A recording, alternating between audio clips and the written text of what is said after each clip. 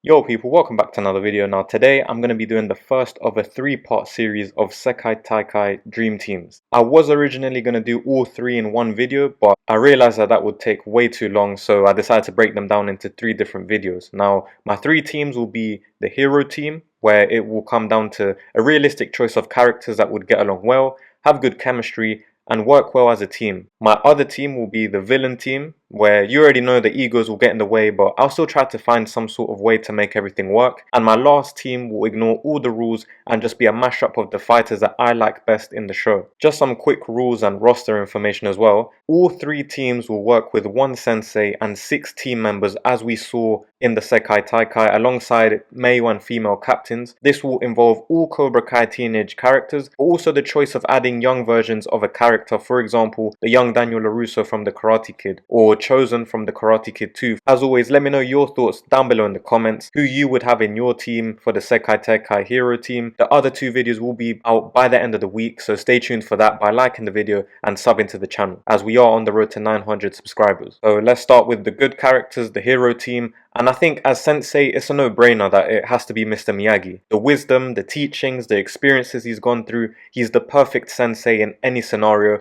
and he carried Daniel in the movies, both in terms of effective training, but also mentally in the important moments in the tournament. Plus, we know he has experience in the Sekai Taikai, which isn't too bad. Now that we got the easy part of the way, let's go on to the 6 team members. And my first pick would be Miguel Diaz. We saw how Miguel carried Miyagi-Do in the Sekai Taikai. He doesn't crumble under pressure usually, and for me, he's the best teen fighter in Cobra Kai. I know people will want to debate that, but for me, that's just what I think. He definitely has the best attack, and most importantly, he has learned both Cobra Kai and Miyagi-Do, which is a big advantage that not all the fighters can say they've done. He would also be a great asset in terms of team morale, as we saw him hyping up the team, helping Robbie, for example, when he wasn't even the captain. So with even more responsibility, I think he would shine even more. My next choice would be Robbie, who has the best defense in Cobra Kai from the teenage characters in my opinion. And like Miguel, he too has learned Cobra Kai and Miyagi-Do. What also sets him apart is that he's very athletic, which already offers a different dynamic to Miguel, as Miguel is more of a powerhouse fighter.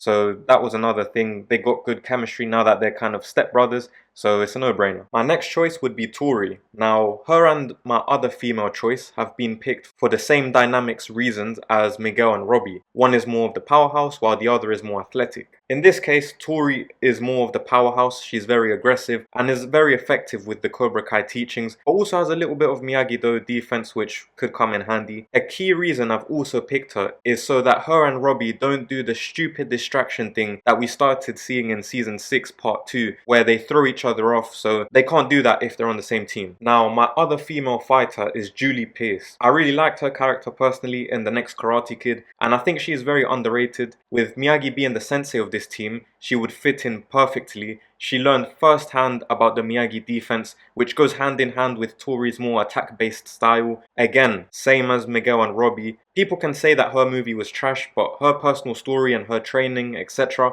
it was pretty cool to see. She was doing it more for a personal reason rather than a tournament, and she learned more life lessons and different techniques compared to Daniel. I personally wish that we had got to see more of her story, to see the heights that she ended up reaching in karate, if that is what she pursued, but I think we will see her in season 6 part 3. Now, I've got 2 picks left, and I have to choose OG Daniel LaRusso, with his strength being resilience and heart. Plus, with Miyagi being the sensei of this team, it would boost Daniel just as it would for Julie, the first student to learn the Miyagi defense firsthand. So that would be Robbie, Daniel and Julie, who are the more defense-minded students, and my other 3 are more attack-minded. Now, the reason why Daniel isn't in this list sooner is because I think he went backwards in Karate Kid 3. If his training kept improving, etc., then he would have been on this team much sooner. Having said that, he does have the experience of fighting in tournaments, and he wouldn't crumble for what I would need him to do in this team. Now, my last spot, and I was debating whether to put Hawk or Kenny, and in the end, I ended up going with Kenny. The deciding factors for me wasn't that Kenny beat Hawk, but it was more because he offers speed. Hawk is more of a Robbie build, which we already have in this team. Also, it seems that Hawk does kind of need Dimitri to perform better with their chemistry being up there, so I can't risk getting a nerfed Hawk just because Dimitri's not here. day. On the flip side, the other deciding factor was that adding Kenny would also allow Robbie and Kenny to get their duo dynamic working again. We know obviously Robbie is kind of the mentor for Kenny, so I think having both of them in the same team would come hand in hand.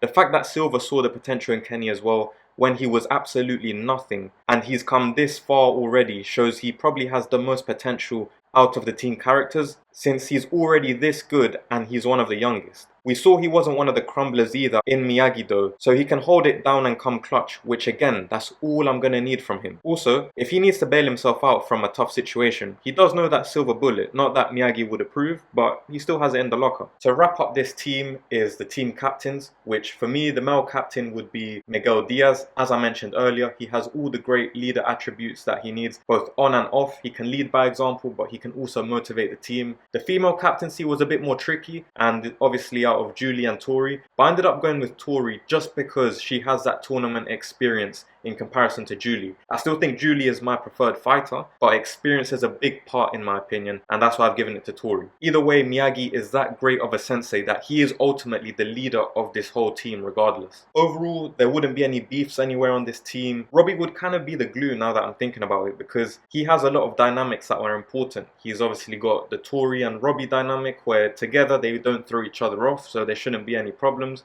You also have Robbie and Kenny, his kind of more mentorship role, and Robbie and Miguel, which is pretty even for the most part, so yeah. We also have Miyagi's two OG students together as well, so there's no distractions anywhere. So yeah, that would be my hero team for the Sekai Taikai. Let me know your thoughts down below in the comments. Let me know who you would pick for your hero team. Sub to the channel as well, and like the video to stay tuned for my villain team and my ultimate dream team, which will be dropping soon. Thank you for your time and have a great rest of your day.